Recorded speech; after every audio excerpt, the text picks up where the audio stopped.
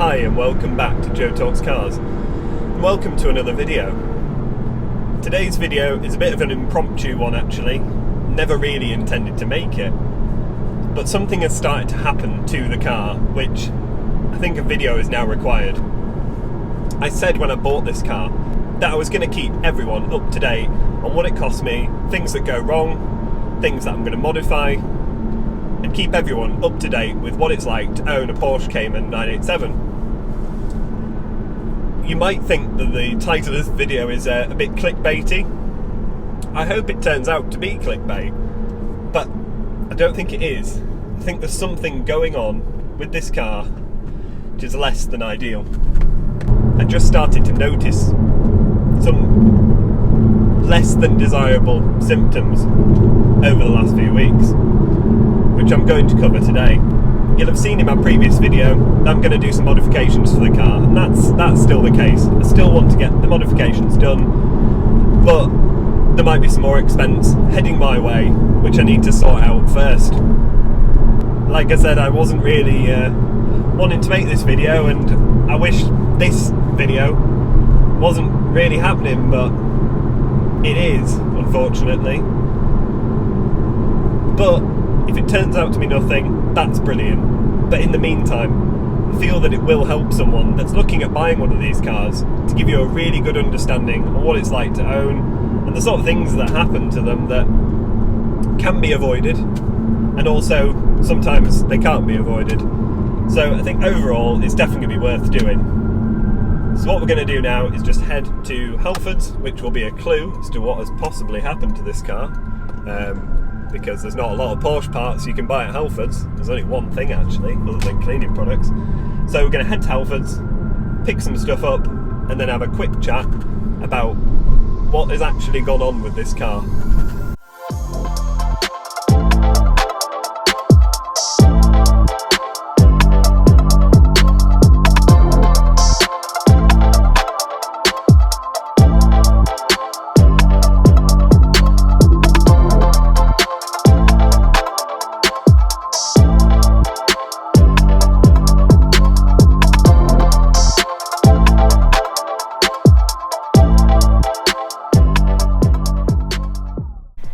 So, just been to Halfords and picked up the few bits that I needed and driven up to Oliver's Mount because it's absolutely stunning and it's boiling hot weather today, so it's really, really lovely evening actually. So, let's get straight to it. The Porsche has developed a problem. It started to burn quite a bit of oil. And when I mean quite a bit, I'm meaning litres of the stuff. I seem to have put so much oil into it, it's seriously worrying. The issue I've got is I haven't actually checked to see how many miles I've done in between adding up, putting oil in, so it's really difficult to actually work out how much oil I've burnt per like 100 miles or anything like that. It's impossible because I really don't know how much I've put in it. All I know is I think it's quite a bit. So when we drove up to Scotland, it's a 380 mile journey, as you'll have seen in a previous video. When we got to York, which was about 30 miles from the house, the car really did need oil. It was nice and warm, so you can check the oil within sort of 6 seconds. So I thought, pull over, get it on flat. I think I put a litre of oil in it, something like that. I took it up to the third bar, which is what a lot of people tend to run their cars on. A lot of people say don't go past the third one, otherwise you can overwhelm the AOS and it just starts smoking out the back. So I just did it up to the third bar.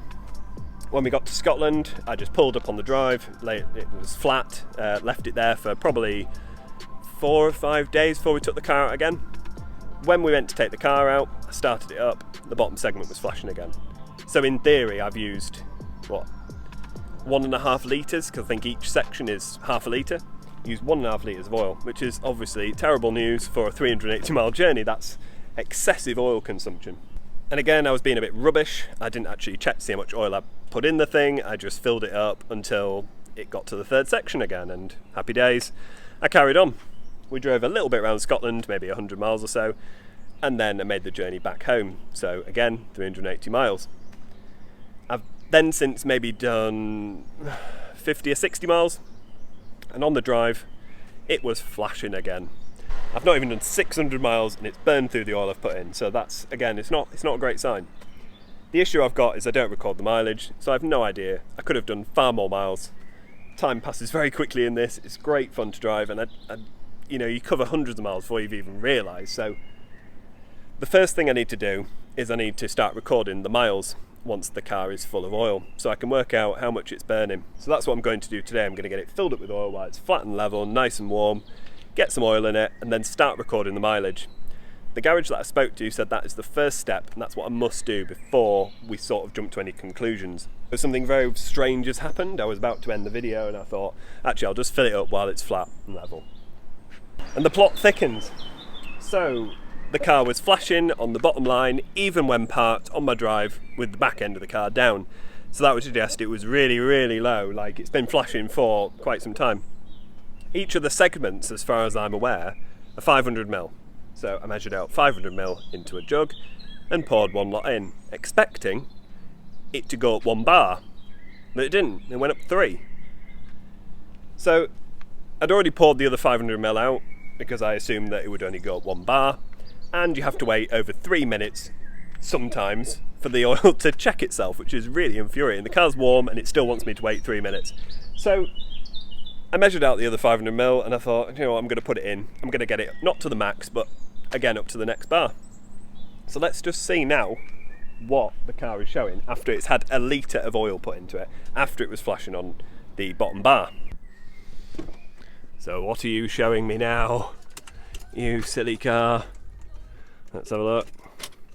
You watch, it'll get me to wait 3 minutes. Oh no, 6 seconds. That's good. It's good. You can guarantee now this is going to be really, really high. Yeah, so half a litre took it from flashing at the bottom up to the third one, and then another half litre took it to the top. So yeah, I really, really don't understand this car. It's absolutely infuriating. I'm almost certain that gauge is wrong, because now, when we came off the driveway, it didn't actually smoke. But I think it probably smoked now, because it's probably overfilled. Why didn't they just fit a manual dipstick? I do not know. Someone did point out in another video that I probably should have parked the car level, even when it has a dipstick, which I know. But this gauge is far too sensitive. This ground's flat. But the car probably thinks we're on a massive hill or something crazy. It's probably not even full, it'll be empty when I get home. It's mental. So I despise that digital gauge. Absolutely despise it. I do think the gauge could be potentially at fault here. This is an old car and I feel like that gauge could be dodgy. And what could be happening is I'm seeing it's empty, filling it up, the car's burning it off, knackering the AOS, causing the tailpipes to be a little bit black, not too black, but a little bit black, and making some nice little spots of carbon deposits all over my rear bumper. It could be that. So I just need to be really careful now and just monitor it, make sure that it doesn't get any worse, because this could start getting ridiculously expensive. Apologies if this video has been all over the place. I'm a little bit annoyed with the car. It's really frustrating. While I'm on the subject of things that have broken and just things that have annoyed me about the Porsche in the last few weeks, here's another one to look at. So I was washing the car the other day. I thought a hair had come out or something had come out from here, so I kind of pulled it, and the seal's coming out of here, which is a little bit annoying. So I need to order a new one of them. Thought I could wedge it back in, but I can't. So there's another problem. Weirdly, the other symptoms associated with the dreaded bore scoring, I'm not getting. My exhaust tips, I don't think are that black. They're black, but they're no blacker than the Golf GTI. I'm not getting a knocking noise. I'm getting absolutely nothing else. Just the oil consumption. Although some people would say that is an early sign of bore scoring, so it is something to be concerned about. When I first bought the car, I replaced the AOS because every time I started it up on a morning, a cloud of blue smoke came out. Lasted quite a while, so I thought best get the AOS replaced. So had that done, very cheap part to replace, quite simple as it turns out, and the car just didn't smoke. It didn't smoke for over 2 weeks. Absolutely nothing. Perfect. Didn't appear to use any oil. But it doesn't mean to say that AOS has not failed again. It could have been a defective part, so that's a possible cause. When I bought the car, along with replacing the AOS, they did actually do a bore scope on the car to make sure that it had no bore scoring.